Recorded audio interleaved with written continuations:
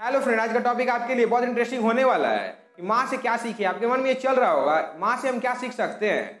वैसे तो मैं आपको ये कहना चाहता हूँ आपने माँ से बहुत कुछ सीख सकते हैं, पर असल में ज़्यादा से ज़्यादा क्या सीख सकते हैं कि उसे अगर अपनी लाइफ में आप उतार लिए और उनसे कुछ टिप्स ले लिए तो आप बहुत दूर तक जा सकते हैं। आपको इस वीडियो के माध्यम से ज़्यादा कुछ नहीं कहूँगा, बस इतना कहना चाहता हूँ इस वीडियो को अगर आप पूरा समझ गए, आप अपने माँ का कभी अपमान नहीं करिएगा और हमेशा उसे रिस्पेक्ट करिएगा। तो वो क्या है वही मैं आपको इस वीडियो से बताऊंगा। चलिए बिना किसी देरी के वीडियो को हम स्टार्ट करते हैं। आज का स्टोरी 99 साल की लेडी का है जो अपने 80 साल के बेटे को छोड़कर वो अपने छोटे बेटे के संग क्यों चली जाती है। अगर आपको जानना है इसके ऊपर पहले वीडियो बना चुका हूँ जिसका लिंक मैं आई बटन पे दे दूंगा, उसे आप देख लीजिए। पर छोटे बेटे के संग जाने के बाद बड़े भाई का क्या हुआ वो आपको इस वीडियो से पता चल जाएगा।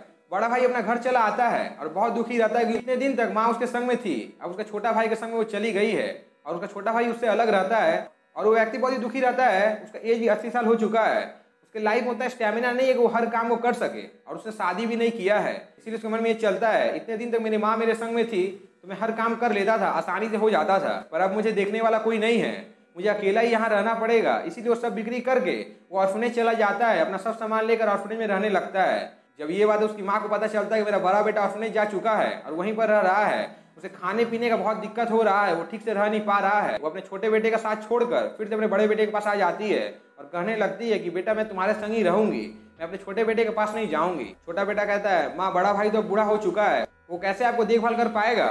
उसकी माँ जो कहती है ये सुनकर आपका लाइफ चेंज हो जाएगा। उसकी माँ बस इतना ही कहती है इतना दिन तक वो बूढ़ा ही था, पर मैं जब वहां से चली गई तो उसके अंदर से सब एनर्जी चला गया, उसके भीतर में जो जीने का इच्छा था वो भी खत्म हो गया। तो तुमने तो शादी किया, तुम्हारे पास में हर कुछ है, पर उसने शादी भी नहीं किया है, इसीलिए उसके लाइफ में मेरे सिवा और कोई नहीं है।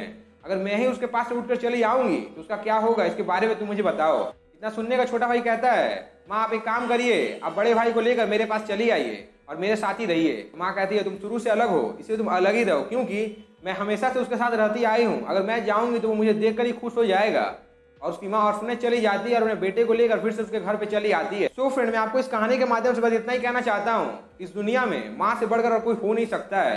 क्योंकि एक बार आप सोच के देखिए उसकी माँ का एज खुद 99 साल हो चुका था, वो अपने 80 साल के बेटे के लिए इसलिए आई थी क्योंकि उसके अंदर में अभी ममता जिंदा था और उसके मन में ये चल रहा था अगर मैं नहीं जाऊंगी तो मेरे बेटे को बहुत कष्ट होगा, वो खाना पीना ठीक से खा नहीं पाएगा। इसीलिए वो अपने छोटे बेटे का सुख को छोड़ के फिर से अपने बड़े बेटे के पास चली गई। अब मैं आपको यही कहना चाहता हूँ आपके लाइफ में आप कुछ भी कर सकते हैं, आप हर कुछ कर सकते हैं, पर आप कोई माँ नहीं बन सकते हैं। क्योंकि एक लड़की के लाइफ में जब तक वो माँ नहीं बने तब तक उसे समझ में नहीं आता है कि माँ क्या होता है। और लड़के लोग के बारे में ये कहना चाहता हूँ वो कभी माँ का फीलिंग को समझ ही नहीं सकते हैं, क्योंकि एक लड़का पिता तो बन सकता है पर वो माँ का जगह कभी ले नहीं पाएगा। इस दुनिया में अगर सबसे बड़ा कोई चीज है तो वो हमारी माँ ही है, उससे बढ़कर और कोई हो नहीं सकता है। मैं आपको क्या कहना चाहता हूँ आपको समझ में आ गया होगा और आपके लाइफ में वो कैसे उससे हैंडल करना है ये आपको 100% पता है। बस मैं आपको इतना कहना चाहता हूँ आपको अपने माँ को अपमान करने की जरूरत नहीं है। शायद मैं वो क्या कहना चाहता हूँ आपको समझ में आ गया होगा। आज के लिए बस इतना ही। आप मेरे चैनल पहली बार चैनल सब्सक्राइब कर बेल आइकन प्रेस करें और मेरे वीडियो पहली बार वीडियो को लाइक और शेयर करें। Thank you.